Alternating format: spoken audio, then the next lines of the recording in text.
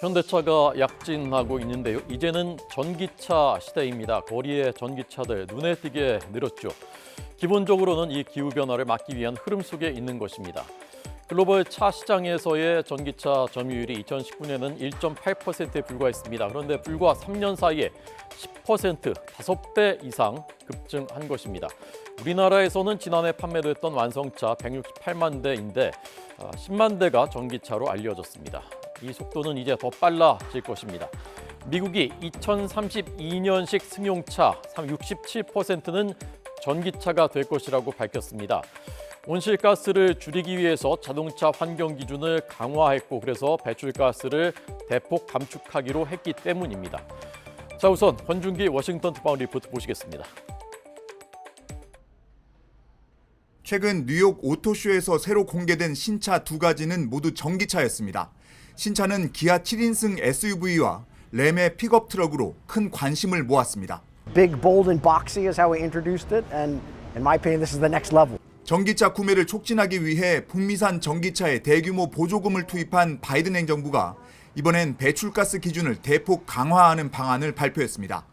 내연기관 자동차 생산을 억제해 전기차 보급을 사실상 강제하겠다는 겁니다. 2032년식 승용차의 이산화탄소 배출 허용량을 지금의 4분의 1로 줄이겠다는 내용이 핵심입니다. I'm pleased to announce that EPA is proposing the strongest ever federal pollution technology standards for both cars and trucks. 미국 환경보호청은 이번 방안으로 2032년에 생산되는 자동차의 67%가 전기차가 되게 만드는 게 목표라고 밝혔습니다. 지난해 미국 전기차 판매율이 5.8%에 불과했다는 점을 감안하면 달성이 가능할지 의문이 들 정도로 파격적인 목표입니다. 불과 2년 전만 해도 바이든 대통령은 2030년까지 전기차 판매율 50%를 목표로 제시했습니다. 미국 자동차 업계에서도 이번 방안이 지나치게 급진적이라는 볼멘 소리가 나오는 가운데 환경보호청은 60일간 의견 수렴을 거칠 계획입니다. 강화된 배출가스 기준안이 확정될 경우 전기차 생산을 위한 설비 투자를 계획보다 더 늘려야 할 것으로 보여 우리 자동차 업체의 부담은 가중될 것으로 전망됩니다. 워싱턴에서 YTN 권준기입니다. 네, 한국산 전기차의 현주소는 어떨까요? 2030년까지 330만 대 생산 목표, 세계시장 점유율을 5에서 12%로 높이겠다는 것이 정부 자동차 산업 글로벌 3강 전략입니다. 지금 세계 전기차 시장의 점유율은 중국의 비아디가 17.3, 테슬라가 12.1, 상하이 자동차 9.0, 폭스바겐 7.5, 지리가 6%, 우리 현대기아차 4.7. 중국 업체들의 약진 속에 현대차가 선전하고 있는 양상입니다.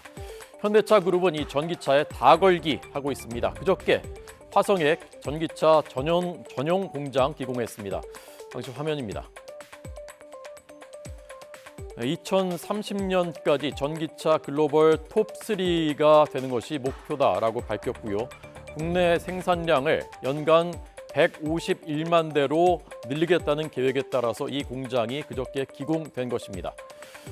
윤 대통령이 직접 이렇게 기공식에 참석한 것도 전기차 시장이 그만큼 중요하다는 것을 보여주는 것입니다. 윤 대통령 연구개발, R&D 그리고 세금제도 적극적으로 지원하겠다 약속했습니다. 들어보겠습니다.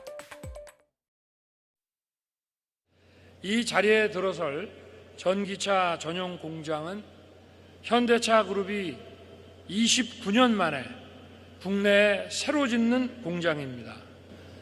그리고 2030년까지 계획한 국내 전기차 분야 24조 원 투자의 첫 걸음입니다.